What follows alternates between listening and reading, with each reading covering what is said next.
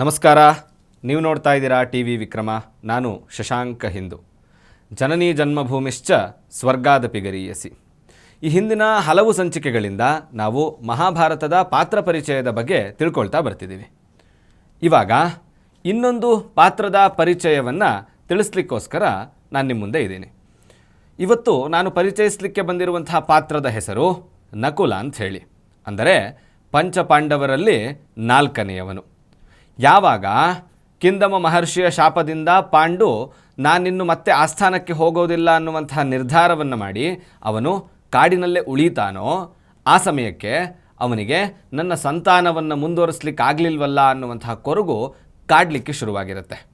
ಇದೇ ಸಮಯಕ್ಕೆ ಕುಂತಿ ತನಗೆ ಬಾಲ್ಯದಲ್ಲಿ ದೂರ್ವಾಸರು ಕೊಟ್ಟಂತಹ ವರವನ್ನು ನೆನಪಿಸಿಕೊಂಡು ಅದರ ಮೂಲಕ ಮೊದಲನೆಯ ಮಂತ್ರವನ್ನು ಪಠಿಸಿ ಯುಧಿಷ್ಠಿರನನ್ನು, ಎರಡನೆಯ ಮಂತ್ರವನ್ನು ಪಠಿಸಿ ಭೀಮನನ್ನು, ಮೂರನೆಯ ಮಂತ್ರವನ್ನು ಪಠಿಸಿ ಅರ್ಜುನನನ್ನು ಪಡೆದುಕೊಂಡಾದ ಮೇಲೆ ದೂರದಲ್ಲಿ ಮಾದ್ರಿ ತುಂಬ ಬೇಜಾರಾಗಿ ಕೂತಿರುವಂಥದ್ದು ಕಾಣುತ್ತೆ. ಕುಂತಿಯ ಹಾಗೆ ಮಾದ್ರಿಯೂ ಕೂಡ ಪಾಂಡುವಿನ ಹೆಂಡತಿ. ಅವಳಿಗೂ ಕೂಡ ಮಕ್ಕಳಿರೋದಿಲ್ಲ.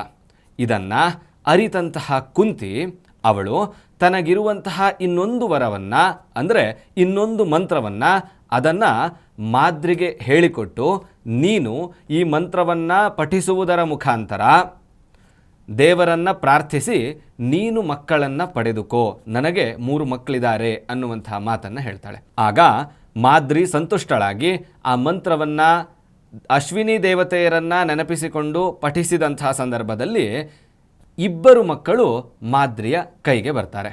ಅದೇ ನಕುಲ ಮತ್ತು ಸಹದೇವ. ಅದರಲ್ಲಿ ನಾವು ನಕುಲನ ಪಾತ್ರದ ಬಗ್ಗೆ ನೋಡ್ತಾ ಹೋಗೋಣ.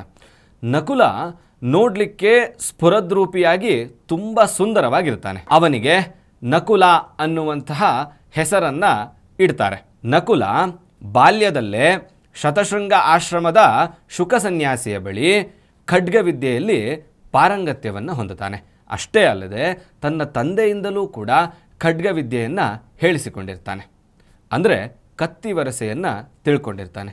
ಮುಂದುವರೆದು ಪಾಂಡು ಯಾವಾಗ ತನ್ನ ಹೆಂಡತಿಯ ಜೊತೆ ಸೇರಿದಂತಹ ಸಂದರ್ಭದಲ್ಲಿ ಅವನು ಸಾಯಲ್ಪಡ್ತಾನೆ ಅನ್ನುವಂತಹ ಕಿಂದಮ ಮಹರ್ಷಿಗಳ ಶಾಪ ಏನಿರುತ್ತೆ, ಅದರಂತೆ ಒಮ್ಮೆ ಪಾಂಡುವಿಗೆ ಮಾದ್ರಿಯನ್ನು ನೋಡಿ ಅವಳ ಜೊತೆ ಸೇರಬೇಕು ಅಂತ ಅಂದ್ಕೊಂಡಂತಹ ಸಂದರ್ಭದಲ್ಲಿ ಅವನು ಮಾದ್ರಿಯ ಜೊತೆ ಸೇರ್ತಾನೆ. ತದನಂತರ ಅವನು ಸಾವನ್ನಪ್ಪುತ್ತಾನೆ. ಅದೇ ಕೊರಗಿನಲ್ಲಿ ಮಾದ್ರಿಯೂ ಕೂಡ ಎಲ್ಲರ ಅನುಮತಿಯೊಂದಿಗೆ ಪಾಂಡುವಿನ ಜೊತೆಗೆ ಚಿತೆಗೆ ತನ್ನನ್ನು ತಾನು ಆಹುತಿ ಮಾಡ್ಕೊಂಡು ಬಿಡ್ತಾಳೆ. ನಂತರ ಕುಂತಿ 5 ಜನರು ನನ್ನ ಮಕ್ಕಳೇ ಅನ್ನುವಂತಹ ರೀತಿಯಲ್ಲಿ ಎಲ್ಲರನ್ನೂ ಕೂಡ ಸಮಾನವಾಗಿ ನೋಡ್ಕೋತಾಳೆ.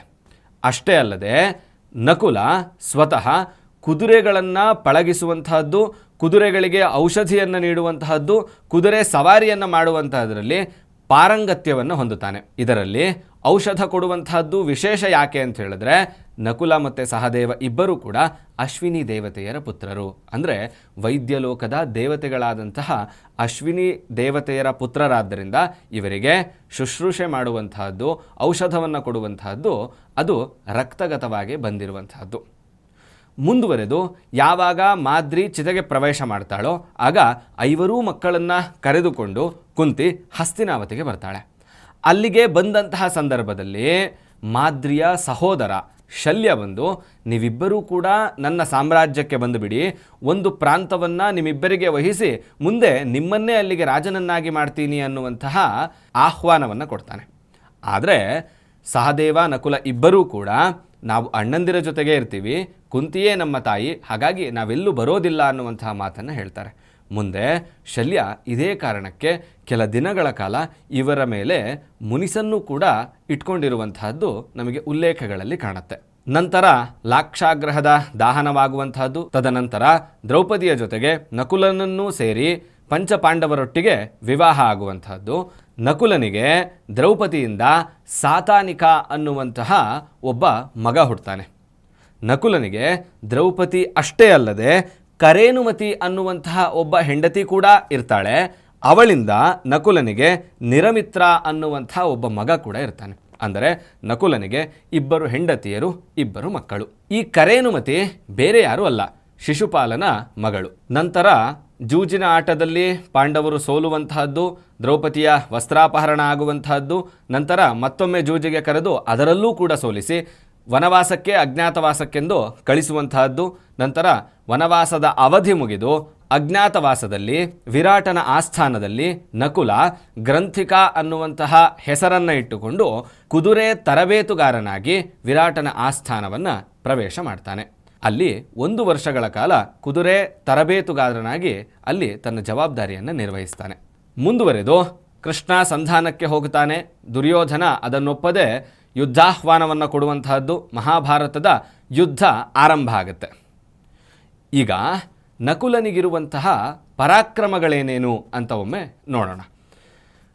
ನಕುಲ ತಾನು ಕತ್ತಿವರಸೆಯನ್ನು ಮಾಡ್ತಾ ಇದ್ದರೆ, ಜೋರು ಮಳೆ ಬರ್ತಾ ಇದ್ರೂ ಕೂಡ ಇವನು ಕತ್ತಿವರಸೆ ಮಾಡ್ತಾ ಇರತಕ್ಕಂತಹ ಸಂದರ್ಭದಲ್ಲಿ ಅವನ ಮೈಯಿಗೆ ಒಂದೇ ಒಂದು ಹನಿಯೂ ಕೂಡ ನೀರು ತಾಕ್ತಾ ಇರಲಿಲ್ಲ, ಅಂದರೆ ಮಳೆ ಹನಿ ಬೀಳ್ತಾ ಇರಲಿಲ್ಲ. ಅಷ್ಟು ವೇಗವಾಗಿ ಅವನು ಕತ್ತಿಯನ್ನು ಝಳಪಿಸ್ತಾ ಇದ್ದ ಅನ್ನುವಂತಹದ್ದು ಉಲ್ಲೇಖಗಳು. ಮತ್ತು ಇಷ್ಟೇ ಅಲ್ಲದೆ ನಕುಲನಿಗೆ ಜಂತುದೃಷ್ಟಿ ಅನ್ನುವಂತಹ ಒಂದು ವಿದ್ಯೆ ಕರಗತವಾಗಿತ್ತು. ಅದೇನು ಅಂತ ಹೇಳಿದ್ರೆ, ಎಲ್ಲ ರೀತಿಯಾದಂತಹ ಪ್ರಾಣಿಗಳ ಜೊತೆಗೆ, ಅದು ಕುದುರೆ ಆಗಿರಬಹುದು, ಆನೆ ಆಗಿರಬಹುದು, ಮೇಕೆ ಆಗಿರಬಹುದು, ಈ ರೀತಿಯಾದಂತಹ ಎಲ್ಲ ಪ್ರಾಣಿಗಳ ಜೊತೆಗೆ ಅವನು ಮಾತನಾಡಬಲ್ಲವನಾಗಿದ್ದ. ಅಷ್ಟೇ ಅಲ್ಲದೆ ಅದರ ಭಾವನೆಗಳನ್ನು ಅರ್ಥ ಮಾಡ್ಕೊಳ್ತಾ ಇದ್ದ. ಇದೇ ಕಾರಣಕ್ಕೆ ಇವನು ಶತ್ರು ಸೈನಿಕರು ಯಾವ ಪ್ರಾಣಿಯ ಮೇಲತ್ತಿ ಯುದ್ಧ ಮಾಡ್ತಾ ಇದ್ದಾರೆ ಅಂತ ಹೇಳಿದ್ರೆ, ಆನೆ ಅಥವಾ ಕುದುರೆ ಈ ರೀತಿಯಾದಂತಹ ಪ್ರಾಣಿಗಳ ಮೇಲೆ ನಿಂತು ಯುದ್ಧ ಮಾಡ್ತಾ ಇರಬೇಕಾದ್ರೆ ಆ ಪ್ರಾಣಿಗಳನ್ನೇ ವಶ ಮಾಡಿಕೊಂಡು ಶತ್ರುಗಳನ್ನು ಸೋಲಿಸುವಂತಹ ವಿದ್ಯೆಯನ್ನು ಕರಗತ ಮಾಡಿಕೊಂಡಿದ್ದ. ಯಾವಾಗ ಮಹಾಭಾರತ ಯುದ್ಧ ಆರಂಭ ಆಗುತ್ತೋ ನಕುಲ ಪರಾಕ್ರಮದಲ್ಲಿ ಯಾರಿಗೂ ಕೂಡ ಕಡಿಮೆ ಇರಲಿಲ್ಲ. ಅವನು ಮೊದಲನೇ ದಿನವೇ ದುಶ್ಯಾಸನನನ್ನು ಸೋಲಿಸಿರ್ತಾನೆ.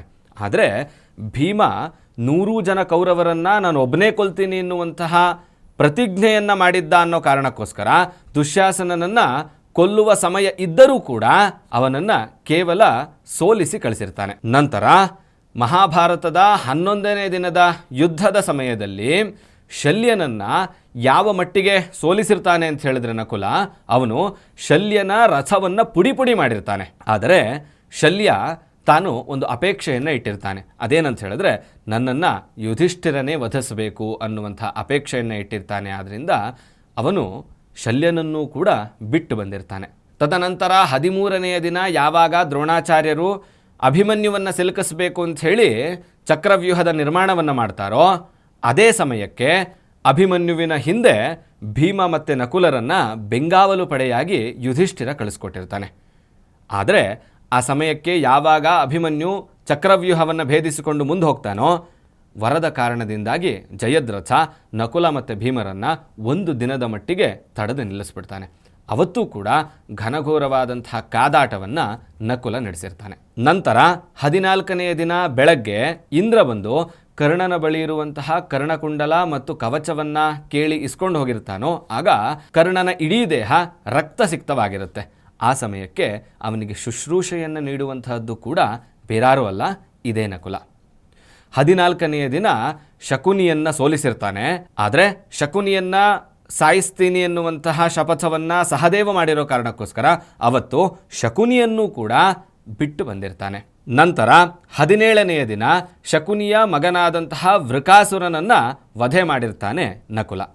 ನಂತರ 18ನೆಯ ದಿನ ಕರ್ಣನ ಮಕ್ಕಳಾದಂತಹ 3 ಅಂದರೆ ಸುಸೇನ, ಚಿತ್ರಸೇನ ಮತ್ತು ಸತ್ಯಸೇನ, ಈ 3 ಕೂಡ ನಕುಲ ಕೊಂದಿರ್ತಾನೆ. 18 ದಿನಗಳ ಯುದ್ಧ ಮುಗಿದ ನಂತರ ಯುಧಿಷ್ಠಿರ ಸಾಮ್ರಾಜ್ಯದ ರಾಜನಾಗುವಂತಹದ್ದು ಮುಂದುವರೆದು ಸ್ವರ್ಗಾರೋಹಣ ಪರ್ವದಲ್ಲಿ ಎಲ್ಲರೂ ಕೂಡ ಸಶರೀರವಾಗಿ ಸ್ವರ್ಗಕ್ಕೆ ಹೋಗಬೇಕು ಎನ್ನುವಂಥ ಯೋಚನೆಯನ್ನು ಮಾಡಿಕೊಂಡು ಹಿಮಾಲಯದ ದಾರಿಯಲ್ಲಿ ಹೋಗ್ತಾ ಇರತಕ್ಕಂತಹ ಸಂದರ್ಭದಲ್ಲಿ ಮೊದಲು ದ್ರೌಪದಿ ಸಾಯುವಂತಹದ್ದು, 2ನೇಯದಾಗಿ ಸಹದೇವ ಸಾಯುವಂತಹದ್ದು, 3ನೇಯದಾಗಿ ನಕುಲ ಸತ್ತಂತಹ ಸಂದರ್ಭದಲ್ಲಿ ಭೀಮ ಯುಧಿಷ್ಠಿರನನ್ನು ಕೇಳ್ತಾನೆ, ಯಾಕೆ ನಕುಲ ಸತ್ತು ಬಿದ್ದ ಅಂತ.